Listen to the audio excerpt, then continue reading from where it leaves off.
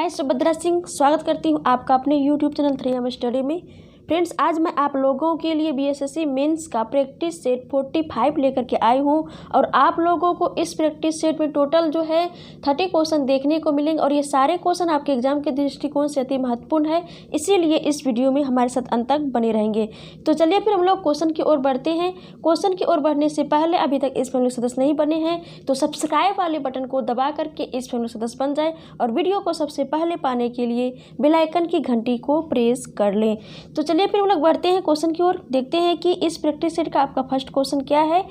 Question number आपका first है कि भारत के एकमात्र नेता जिन्हें संघ गृह मंत्री के पद पर रहते हुए भारत रत्न से सम्मानित किया गया था तो वह कौन था। तो चलिए पहले ऑप्शन को देखते हैं। ए में आपका है वल्लभ भाई पटेल, बी में आपका है गुलजारी लाल नंदा, सी में है गोविंद वल्लभ पंत, डी में है लाल बहादुर शास्त्री।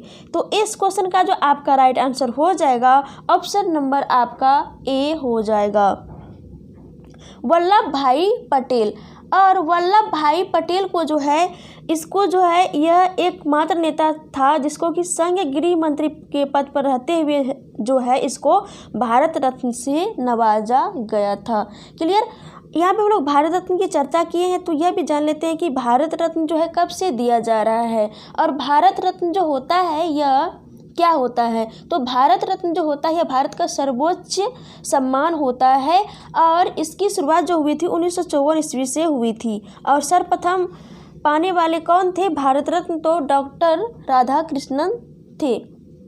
ओके, तो ये सारे पॉइंट को जो है आप लोग माइंड में रखेंगे। और अभी तक जो है कितने व्यक्तियों को भारत रत्न से नवाजा जा चुका है, तो 48 व्यक्तियों को नवाजा जा चुका है। और वर्ष 2019 के जो भारत रत्न दिए गए हैं किसको किसको दिए गए हैं, तो प्रणब मुखर्जी, भूपेन हजारिका और नानाजी देशमुख को दिए गए हैं।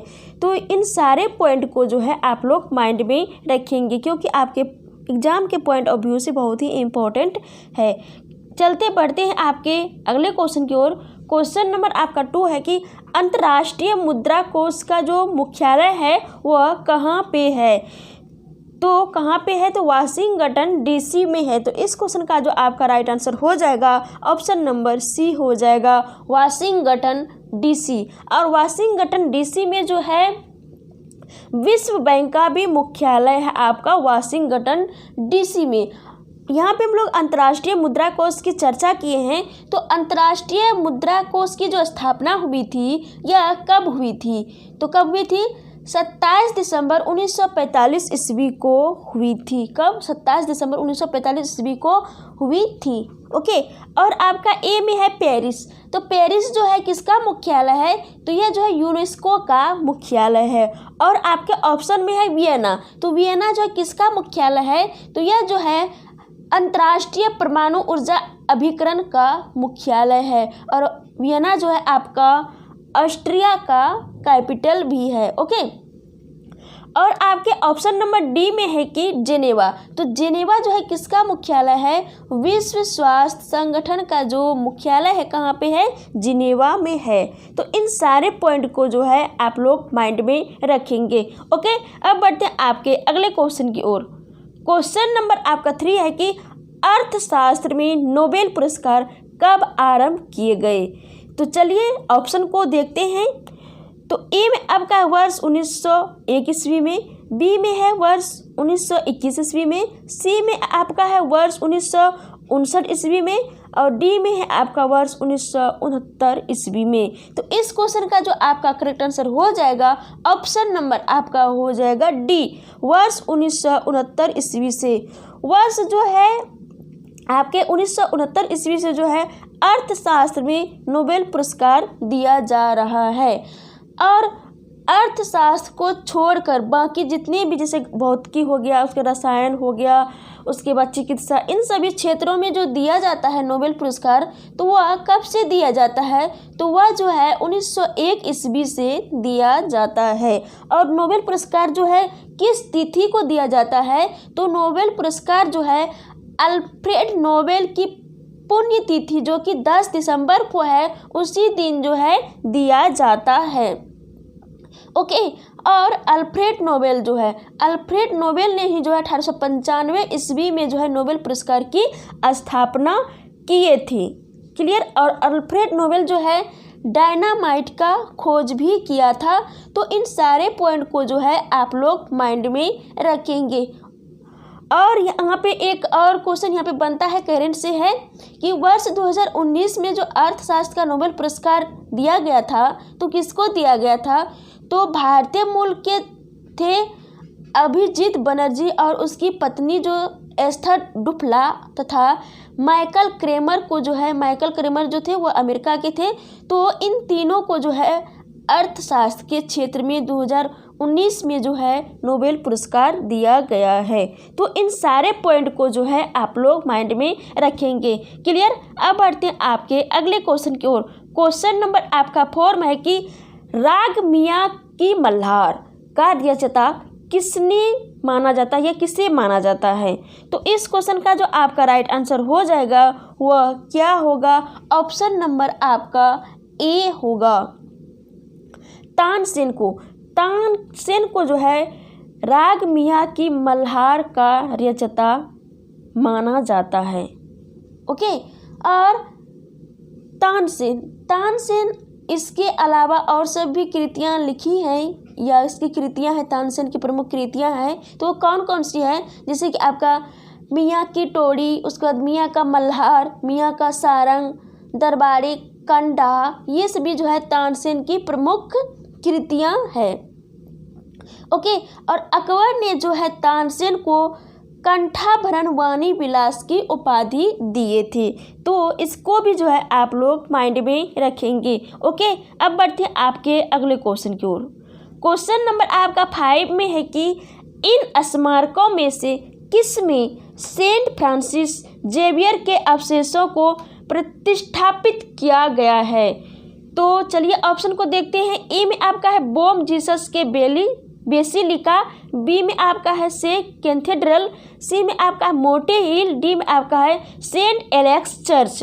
तो इस क्वेश्चन का जो आपका करेक्ट आंसर हो जाएगा ऑप्शन नंबर आपका ए हो जाएगा, बोम जीसस के बेसिलिका। तो ए आपका करेक्ट आंसर हो जाएगा। ओके।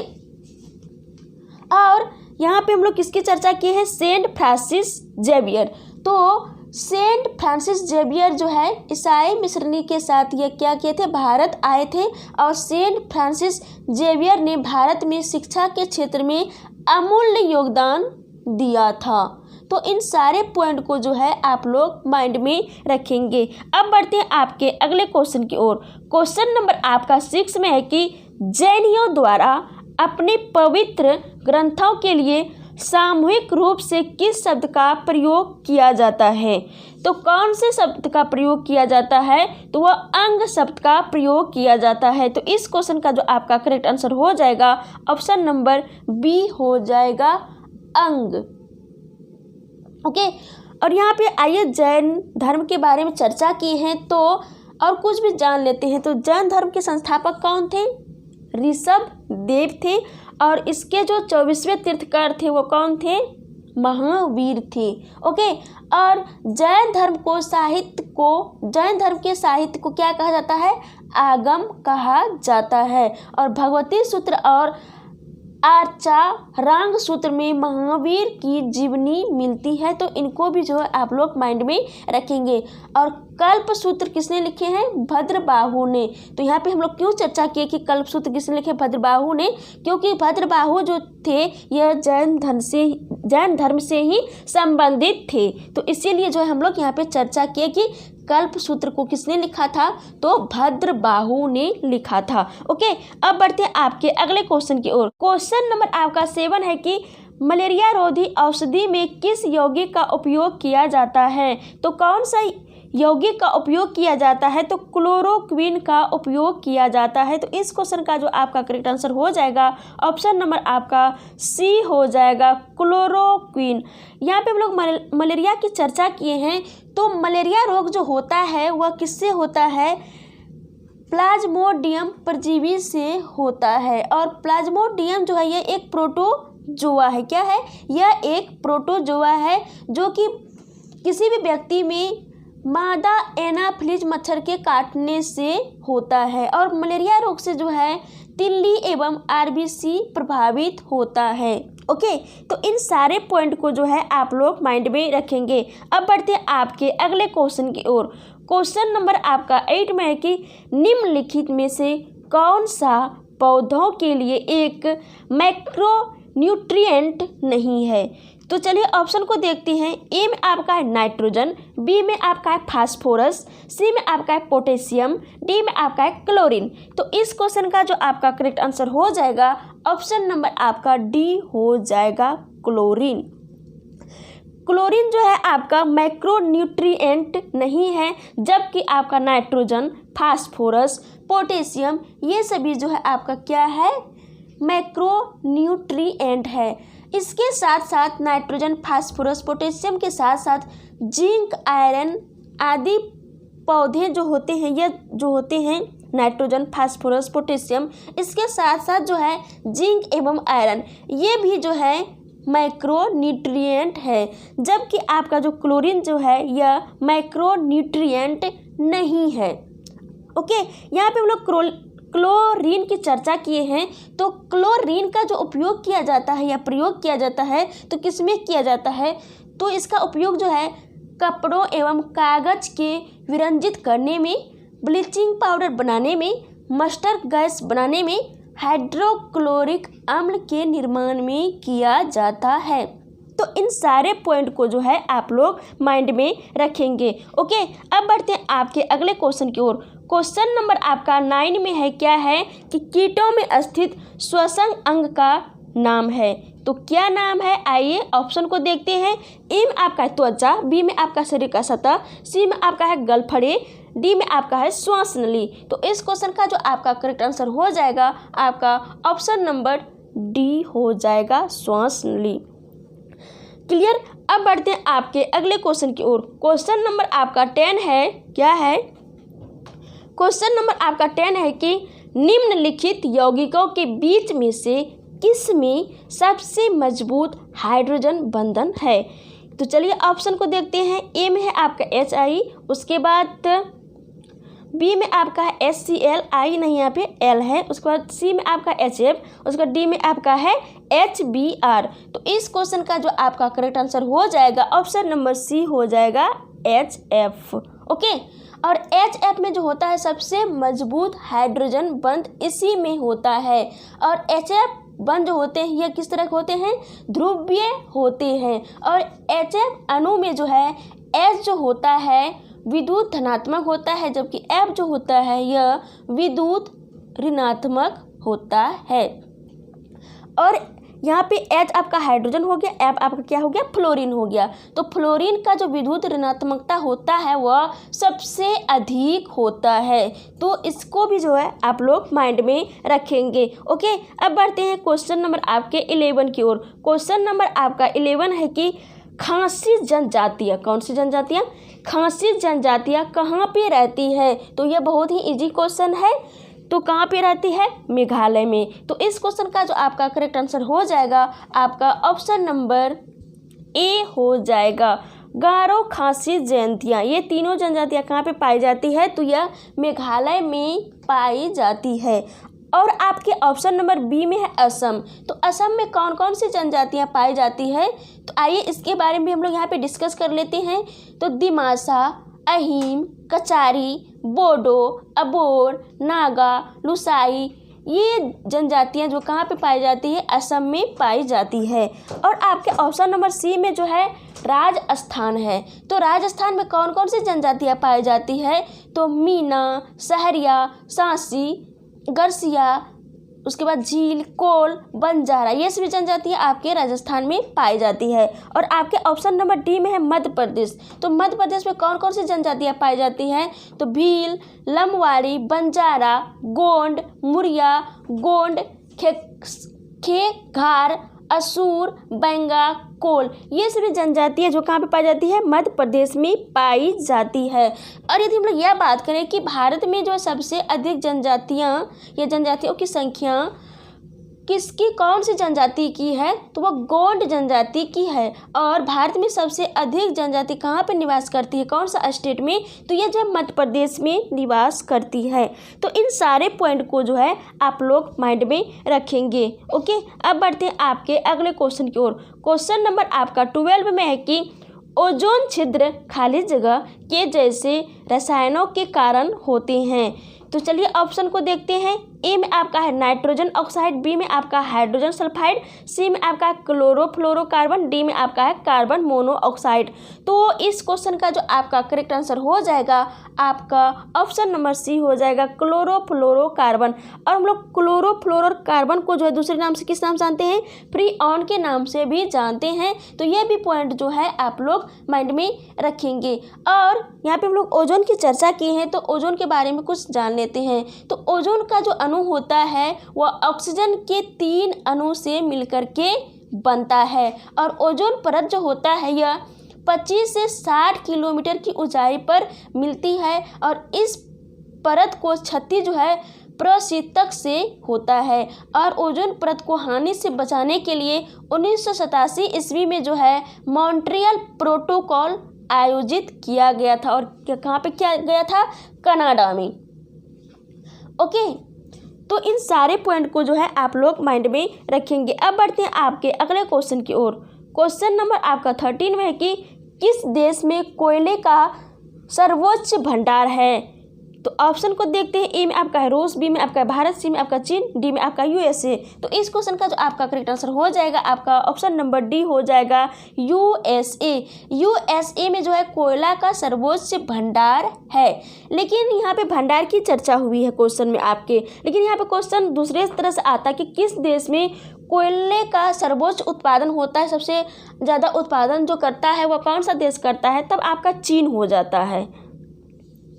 तो यहाँ पे जो इस क्वेश्चन का आपका राइट आंसर हो गया ऑप्शन नंबर आपका डी हो गया, क्योंकि यहाँ पे जो है क्वेश्चन में आपका यह पूछा गया है कि कोयले का सर्वोच्च भंडार कहाँ पे है, तो यह यूएसए में है।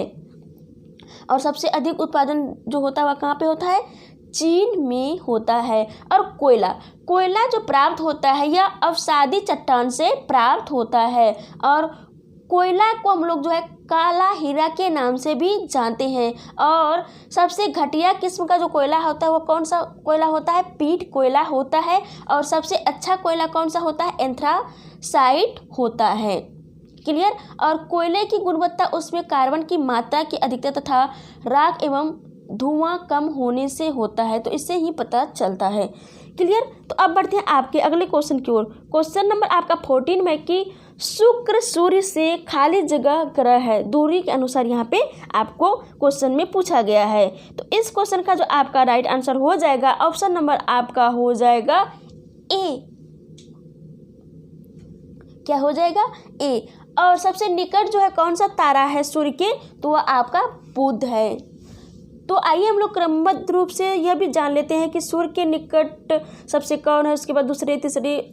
सूर्य के सौर मंडल कितने उपग्रह हैं, तो ग्रह नहीं, सॉरी उपग्रह नहीं, ग्रह हैं तो 8 ग्रह हैं। तो आइए उसके बारे में जान लेते हैं एक एक करके। तो सूर्य के सबसे निकट है आपका बुध, उसके बाद शुक्र, तब पृथ्वी, मंगल, बृहस्पति, शनि, वरुण एवं वरुण। तो इस तरह जो है बढ़ते क्रम में जो है 8 ग्रह हैं। ओके। और सूर्य जो है, सूर्य नहीं, शुक्र जो है पृथ्वी का निकटतम ग्रह है। और शुक्र जो है सबसे चमकीला और सबसे गर्म ग्रह है। तो इनको भी जो है आप लोग माइंड में रखेंगे। अब बढ़ते हैं आपके अगले क्वेश्चन की ओर।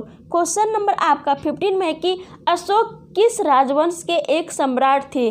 तो यह जो है कौन से राजवंश के सम्राट थे, यह जो थे मौर्य राजवंश के सम्राट थे। तो इस क्वेश्चन का आपका राइट आंसर हो जाएगा ऑप्शन नंबर बी। और मौर्य वंश के संस्थापक कौन थे, चंद्रगुप्त मौर्य। और आपके ऑप्शन नंबर डी में है गुप्त वंश। तो गुप्त वंश के संस्थापक कौन थे, श्री गुप्त थे। ओके। और मौर्य वंश से संबंधित है आपके अशोक। और अशोक के शासन काल में जो है बौद्ध संगति हुई थी, तीर्थ बौद्ध संगति हुई थी। तो आप लोग जो है कमेंट बॉक्स में कमेंट करके बताएं कि इसकी जो अध्यक्षता किया था तीर्थ बौद्ध संगति कुश्ती जो हुई थी किसके शासनकाल में हुई थी? अशोक के शासनकाल में। तो इसकी जो अध्यक्षता किया था तो किसने किया था और यह कौन से ईसा पूर्व में हुआ था? तो आप लोग जो है कमेंट बॉक्स में कमेंट करके ज़रूर बताएं। ओके, अब बढ़ते हैं आपके अगले क्वेश्चन की ओर। क्वेश्चन नंबर आपका 16 में है कि किस मुगल सम्राट ने अपने पिता को कैद और अपने भाई को मार डाला था? तो वो कौन सा सम्राट था? मुगल सम्राट वह औरंगजेब था। तो इस क्वेश्चन का आपका राइट आंसर हो जाएगा option number C, Aurangzeb. Okay, और औरंगजेब जो थे इसने अपने पिता शाहजहां को, किसको? शाहजहां को जो है आगरा के किला में कैद कर लिया था और जिसके पश्चात कि क्या हुआ था 22 जनवरी 1666 ईस्वी को उसकी मृत्यु हो गई थी। किसकी? शाहजहां की मृत्यु हो गई थी। और औरंगजेब ने जो है अपने बड़े भाई दारा शिकोह को भी क्या कर दिया था? हत्या कर दिया था। तो इस क्वेश्चन का आपका राइट आंसर हो गया औरंगजेब। ओके, अब बढ़ते हैं आपके अगले क्वेश्चन की ओर। क्वेश्चन नंबर आपका 17 में कि ध्वनि की तीव्रता की एसआई इकाई खाली जगह है तो वो क्या है? डेसिबल है। तो इस क्वेश्चन का आपका राइट आंसर हो जाएगा option number A, decibel. Clear? और यहाँ पे हम लोग ध्वनि की चर्चा की है तो ध्वनि के बारे में कुछ जान लेते हैं। ध्वनि जो होता है, ध्वनि के लिए माध्यम की आवश्यकता होती है और ध्वनि की तीव्रता किसमें मापी जाती है? डेसिबल में। तो ये तो चर्चा कर ही चुके हैं। और ठोस पदार्थ में ध्वनि की जो तीव्रता होती है वह सर्वाधिक होती है और ध्वनि जो है यह निर्वात से गमन नहीं कर सकती है, जबकि आपका प्रकाश जो है निर्वात से गमन कर सकती है। तो इन सारे पॉइंट को जो है आप लोग माइंड में रख लेंगे। अब बढ़ते हैं आपके अगले क्वेश्चन की ओर। क्वेश्चन नंबर आपका 18 में है कि भारतीय संविधान में कितनी अनुसूचियां हैं?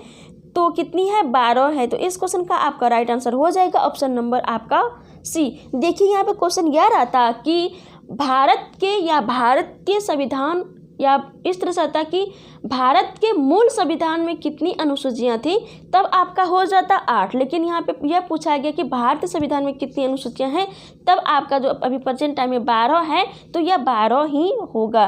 लेकिन यहाँ बात यदि मूल संविधान की होती तब आपका 8 हो जाता। तो इन दोनों को आप लोग जो है यहाँ पे फोकस करेंगे। ओके, और यहाँ पे हम लोग अनुसूचियों की चर्चा किए हैं तो आइए कुछ इम्पोर्टेंट अनुसूचियों के बारे में जान लेते हैं जो कि आपके एग्जाम के पॉइंट ऑफ व्यू से बहुत ही इम्पोर्टेंट है। जैसे कि आपकी 9वीं अनुसूची जो संबंधित है किससे संबंधित है? यह जो है भूमि सुधार से संबंधित है। और 8वीं अनुसूची किससे संबंधित है? तो यह जो है हमारे देश में कितनी भाषाएँ हैं, तो हमारे संविधान में जो है भाषाओं का जो वर्णन किया गया है तो वह कौन से अनुसूची के तहत वह 8वीं अनुसूची के तहत जो है भाषा का वर्णन किया गया है हमारे संविधान में। ओके, और 9वीं अनुसूची किससे संबंधित है? यह तो भूमि सुधार से संबंधित है। और 10वीं अनुसूची किससे संबंधित है? यह जो है दल बदल कानून से संबंधित है। और आपका 11वीं अनुसूची किससे संबंधित है? पंचायती राज से संबंधित है। और 12वीं अनुसूची किससे संबंधित है?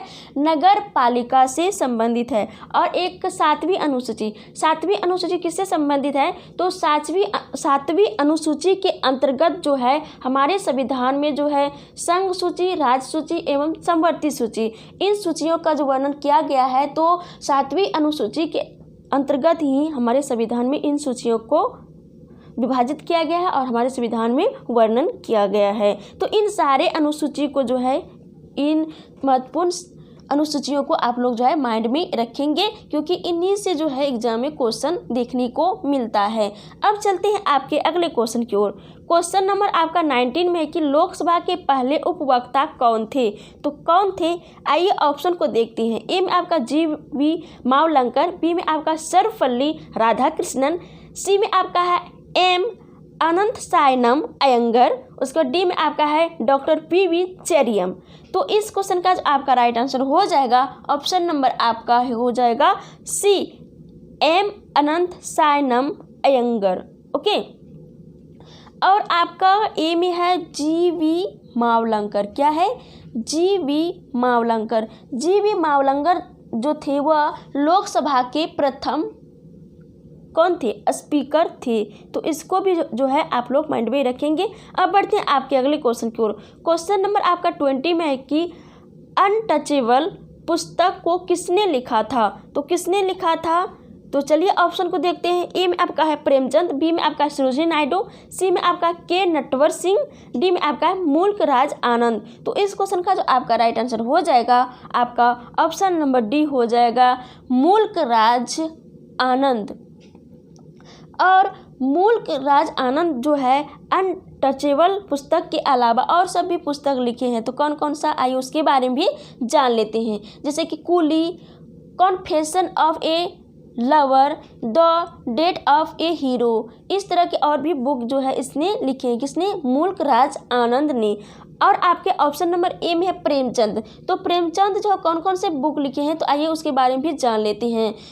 तो कौन कौन से, सोजे वतन, गबन, कर्मभूमि, रंगभूमि और गोदान, ये सभी बुक जो है प्रेमचंद ने लिखे हैं। और आपके ऑप्शन नंबर बी में सरोजिनी नायडू। तो सरोजिनी नायडू ने कौन कौन से बुक लिखे हैं, गोल्डन थ्रेशोल्ड, ब्रोकन विंग्स पुस्तक जो है किसने लिखे हैं, सरोजिनी नायडू ने लिखे हैं। तो इन सारे पुस्तक को जो है आप लोग माइंड में रखेंगे। अब बढ़ते हैं आपके अगले क्वेश्चन की ओर। क्वेश्चन नंबर आपका 21 में है कि राज्यपाल का कार्यकाल कितने वर्ष का होता है। तो राज्यपाल का जो कार्यकाल होता है वह कितने वर्ष का होता है, तो यह जो है 5 वर्ष का होता है। तो इस क्वेश्चन का जो आपका राइट आंसर हो जाएगा आपका ऑप्शन नंबर बी हो जाएगा, 5 वर्ष। क्लियर। अब बढ़ते हैं आपके अगले क्वेश्चन की ओर। क्वेश्चन नंबर आपका 22 में है कि निम्नलिखित में से किसका संबंध गदर पार्टी से नहीं था। तो चलिए ऑप्शन को देखते हैं। ए में आपका है लाला हरदयाल, बी में आपका है बाबा गुरदीप सिंह, सी में आपका है मोहम्मद बरकतुल्ला, डी में आपका है सोहन सिंह भाखड़ा। तो इस क्वेश्चन का जो आपका राइट आंसर हो जाएगा आपका ऑप्शन नंबर आपका हो जाएगा बी, बाबा गुरदीप सिंह। और ये तीनों जो थे लाला हरदयाल, मोहम्मद बरकतुल्ला, सोहन सिंह भाखड़ा, ये तीनों जो थे गदर पार्टी से संबंधित थे। बट जो है बाबा गुरदीप सिंह जो थे यह नहीं थे। और गदर पार्टी के संस्थापक कौन थे, तो लाला हरदयाल थे। और इसकी स्थापना जो हुई थी कब हुई थी, 1913 ईस्वी में यूएसए में हुई थी। ओके। और आपका जो बी में है बाबा गुरदीप सिंह, तो यह जो है गदर पार्टी से संबंधित नहीं है। तो यह किससे संबंधित था, तो यह जो था कामागाटामारू, कौन सा, कामागाटामारू घटना से यह संबंधित था गुरदीप सिंह। और यह कामागाटामारू जो था यह क्या था, यह एक जहाज का नाम था जो कि किराए पर लिया गया था जापान से। तो इससे संबंधित था बाबा गुरदीप सिंह। ओके। अब बढ़ते हैं आपके अगले क्वेश्चन की ओर। क्वेश्चन नंबर आपका 23 में है कि हृदय की धड़कन को उत्तेजित करने वाला हार्मोन कौन सा है। तो चलिए ऑप्शन को देखते हैं। ए में आपका है थायरोक्सिन, बी में आपका गैस्ट्रिन, सी में आपका ग्लाइकोजन, डी में आपका डोपामाइन। तो इस क्वेश्चन का आपका राइट आंसर हो जाएगा ऑप्शन नंबर ए हो जाएगा थायरोक्सिन। ओके। और थायरोक्सिन जो होता है यह किससे स्रावित होता है, आपका थायरोक्सिन, तो यह जो है थायराइड ग्रंथि से स्रावित होता है। और थायराइड ग्रंथि जो है यह मानव शरीर की सबसे बड़ी अंतःस्रावी ग्रंथि है। तो इसको भी जो है आप लोग माइंड में रखेंगे। और थायरोक्सिन की कमी से जो है बच्चों में कौन सा रोग होता है, तो जड़ मानवता रोग होता है। और वयस्कों में जो होता है वह कौन सा होता है, मिक्सिडीमा रोग होता है। तो इन सारे पॉइंट को जो है आप लोग माइंड में रखेंगे। ओके। और यहाँ पे हम लोग किसकी धड़कन की बात किए हैं, तो हृदय की धड़कन की बात किए हैं। तो यहाँ पे किससे संबंधित, या मानव से संबंधित है, मानव के हृदय की धड़कन का। तो वो मानव के बारे में जान लेते हैं। तो मानव का हृदय जो होता है वह 4 कोष्ठकीय होता है। कितना कोष्ठकीय, 4 कोष्ठकीय होता है। जबकि कॉकरोच का जो हृदय होता है वह 13 चेम्बर वाले होते हैं। कोष्ठकीय की बात करें, चेम्बर को हम लोग कोष्ठकीय के नाम से भी जानते हैं। तो 13 चेम्बर वाले होते हैं कॉकरोच के हृदय। ओके। अब बढ़ते हैं आपके अगले क्वेश्चन की ओर। क्वेश्चन नंबर आपका 24 में है कि निम्नलिखित में से क्या प्रकाश संश्लेषण में महत्वपूर्ण भूमिका निभाता है। तो कौन निभाता है? चलिए ऑप्शन को देखते हैं। ए में आपका क्लोरोप्लास्ट, बी में आपका सेंट्रोसोम, सी में आपका टोनोप्लास्ट, डी में आपका है नेमाटोब्लास्ट। तो इस क्वेश्चन का जो आपका राइट आंसर हो जाएगा ऑप्शन नंबर आपका हो जाएगा क्लोरोप्लास्ट। ओके, प्रकाश संश्लेषण में क्लोरोप्लास्ट की महत्वपूर्ण भूमिका होती है। और यहाँ पे लोग क्लोरोप्लास्ट की चर्चा की है, तो इससे रिलेटेड एक क्लोरोफिल है, उसके बारे में भी जान लेते हैं। तो क्लोरोफिल जो होता है यह पत्तियों का हरित वर्णक होता है, और क्लोरोफिल के केंद्र में जो होता है वह मैग्नीशियम पाया जाता है, क्लोरोफिल के केंद्र में। ओके, और प्रकाश संश्लेषण में जो है जल से ऑक्सीजन मुक्त होते हैं, और लाल रंग में प्रकाश संश्लेषण जो होती है वह अधिकतम होती है। तो इन सारे पॉइंट को जो है आप लोग माइंड में रखेंगे। अब बढ़ते हैं आपके अगले क्वेश्चन की ओर। क्वेश्चन नंबर आपका 25 में है कि हरित क्रांति का सर्वाधिक प्रभाव किसमें देखा गया? तो किसमें देखा गया? गेहूं में। तो ये आपका करेक्ट आंसर हो जाएगा। जबकि आपका जो है दाल एवं मोटे अनाज में जो है इसका प्रभाव जो है नगण्य देखा गया। क्लियर? और यह बात करें कि भारत में जो हरित क्रांति का जो जनक है वह किसको हम लोग जानते हैं हरित क्रांति के जनक के रूप में? तो एम.एस. स्वामीनाथन को जानते हैं। और हरित क्रांति की जो शुरुआत हुई थी हमारे देश में कब हुई थी? तो 1960 के दशक में हुई थी। और हम लोग यह चर्चा करें कि पूरे विश्व में जो है हरित क्रांति के जनक के रूप में किसको जानते हैं? तो N.E. बोरलॉग को जानते हैं। ओके, अब बढ़ते हैं आपके अगले क्वेश्चन की ओर। क्वेश्चन नंबर आपका 26 में है कि भारत के राष्ट्रपति को उनके पद से कौन हटा सकता है? तो कौन हटा सकता है? संसद। तो इस क्वेश्चन का आपका राइट आंसर हो जाएगा ऑप्शन नंबर सी, संसद हटा सकता है भारत के राष्ट्रपति को। क्लियर? और यह जो है संसद जो हटाते हैं वह किस तरह से हटाते हैं? तो यह जो है महाभियोग के द्वारा हटाते हैं। यदि राष्ट्रपति पर संवैधानिक कर्तव्य के निर्वहन नहीं करने का आरोप होता है तो महाभियोग द्वारा जो क्या होता है हटाया इसको जा सकता है राष्ट्रपति को अपने पद से। और इसकी जो चर्चा हमारे संविधान में है, आर्टिकल 61 में जो है महाभियोग का उल्लेख है। और महाभियोग जो है किसी भी सदन में लाया जा सकता है, और महाभियोग जो है अब तक किसी भी राष्ट्रपति पर नहीं लाया गया है। और महाभियोग जो हमारे संविधान में लिया गया है तो कौन से देश के संविधान से लिया गया है? तो यह जो है USA के संविधान से लिया गया है। और महाभियोग जो है 2/3 बहुमत से दोनों सदन द्वारा पृथक पृथक पारित करना होता है। तो इन सारे को जो है आप लोग माइंड में रख लेंगे। अब बढ़ते हैं आपके अगले क्वेश्चन की ओर। क्वेश्चन नंबर आपका 27 में कि रेशम कीट अपने जीवन चक्र के किस चरण में वाणिज्यिक प्रयोग का तंतु पैदा करता है? तो यह कौन सा चरण में पैदा करता है? प्यूपा चरण में पैदा करता है। तो इस क्वेश्चन का आपका राइट आंसर हो जाएगा ऑप्शन नंबर सी, प्यूपा चरण में। ओके, यहाँ पे हम लोग रेशम की चर्चा किए हैं, तो आइए कुछ और जान लेते हैं। रेशम की चर्चा जब किए ही हैं तो रेशम पालन के अध्ययन को हम लोग किस नाम से जानते हैं? तो सेरीकल्चर के नाम से जानते हैं। और रेशम का जन्मभूमि तथा सबसे बड़ा उत्पादक एवं निर्यातक देश कौन सा है? तो यह चीन है। और हम लोग भारत की चर्चा करें तो भारत में ऐसा कौन सा स्टेट है जहाँ पे सबसे अधिक रेशम उत्पादित किया जाता है? तो वह कर्नाटक है।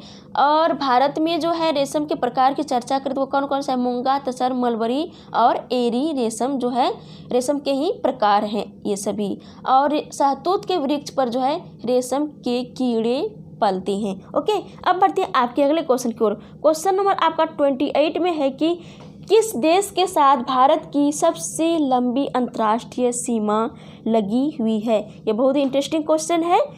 तो देखते हैं आपके ऑप्शन को। ए में आपका नेपाल, बी में आपका पाकिस्तान, सी में आपका चीन, डी में आपका है बांग्लादेश। तो बांग्लादेश के साथ जो है भारत की सबसे लंबी अंतर्राष्ट्रीय सीमा लगी हुई है। तो आपका डी करेक्ट आंसर हो जाएगा। तो कितना किलोमीटर लगा हुआ है? तो 4096 किलोमीटर लगा हुआ है बांग्लादेश के साथ अंतर्राष्ट्रीय सीमा। और यदि हम लोग दूसरे स्थान पर बात करें कि दूसरे सबसे लंबी जो अंतर्राष्ट्रीय सीमा किसके साथ लगी हुई है, तो वह जो चीन के साथ लगी हुई है। कितनी लगी हुई है? 3488 किलोमीटर चीन के साथ। उसके बाद आपका तीसरे स्थान में जो है किसकी लगी हुई है, तो यह जो है पाकिस्तान के साथ कितना 3323 किलोमीटर, 3323 किलोमीटर जो है पाकिस्तान के साथ लगी हुई है। और चौथे नंबर पर है नेपाल के साथ जो है अंतर्राष्ट्रीय सीमा लगी हुई, कितनी है 1751 किलोमीटर है। ओके, और म्यांमार के साथ 1643 किलोमीटर है। उसके बाद भूटान के साथ 699 किलोमीटर है। और सबसे कम जो है कौन से देश के साथ जो है भारत की अंतर्राष्ट्रीय सीमा लगती है, तो वो किसके साथ, अफगानिस्तान के साथ। मात्र 106 किलोमीटर ही जो है अफगानिस्तान के साथ अंतर्राष्ट्रीय सीमा भारत की लगती है। क्लियर। अब बढ़ते हैं आपके अगले क्वेश्चन की ओर। क्वेश्चन नंबर आपका 29 में है कि नदी की तरुणावस्था में कौन सी प्रक्रिया होती है, तो यह कौन सी प्रक्रिया होती है, तो यह जो है, चलिए ऑप्शन को देखते हैं। ए में आपका है घाटी को चौड़ा करना, बी में आपका है नदी का कायाकल्प करना, सी में आपका घाटी को गहरा करना, डी में आपका टेढ़े मेढ़े बहना। तो इस क्वेश्चन का आपका राइट आंसर हो जाएगा घाटी को गहरा करना। सी आपका करेक्ट आंसर हो जाएगा। यहाँ पे देखिए हम लोग नदी की तरुणावस्था की चर्चा किए हैं, तो तरुणावस्था में नदी जो है भी आकार की घाटी का निर्माण करती है, जबकि नदी जो है वृद्धावस्था में जो है यू आकार की घाटी का निर्माण करती है। तो इसको भी जो है आप लोग माइंड में रखेंगे। और उत्तर भारत की जो भी नदियाँ होती है वह 12 मासी होती है, और दक्षिण भारत की अधिकांश नदियाँ जो होती है वह बरसाती एवं मौसमी होती है। और दक्षिण भारत की सबसे बड़ी नदी कौन सी है, तो गोदावरी है। और भारत की सबसे बड़ी नदी कौन सा है, गंगा नदी है। ओके, अब बढ़ते हैं आपके अगले क्वेश्चन की ओर। क्वेश्चन नंबर आपका 30 है, क्या है देखते हैं। और यह क्वेश्चन आपका इस प्रैक्टिस सेट का लास्ट क्वेश्चन है।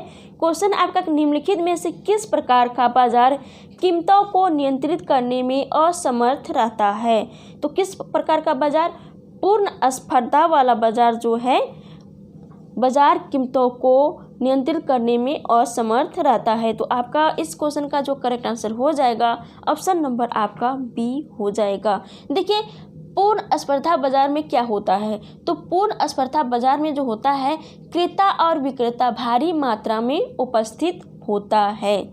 और एकाधिकार बाजार क्या होता है, या एकाधिपत्य या एकाधिकार बाजार, तो एकाधिकार बाजार जो होता है वह विक्रेता एक और क्रेता अनेक होते हैं, जबकि अल्पाधिकार जो होता है, अल्पाधिकार बाजार में क्या होता है, क्रेता कम और विक्रेता अधिक होता है।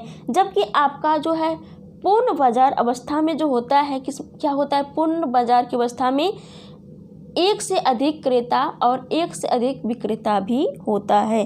तो इन सारे पॉइंट को जो है आप लोग माइंड में रखेंगे। तो क्लियर। तो इस तरह से हम लोग इस प्रैक्टिस सेट में कितना क्वेश्चन था, 30 क्वेश्चन था। इन सारे क्वेश्चन को बहुत ही अच्छे तरीके से समझे और क्लियर भी किए।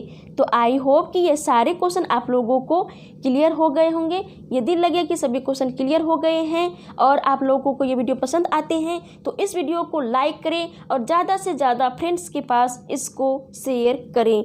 और हाँ, यदि आप लोग इस वीडियो का PDF प्राप्त करना चाहते हैं तो नीचे जो है टेलीग्राम का लिंक दिया हुआ है, इस लिंक से जा कर के आप जो है इस वीडियो का PDF प्राप्त कर सकती हैं। तो चलिए फिर मिलते हैं आपके नेक्स्ट वीडियो में, तब तक के लिए जय हिंद जय भारत।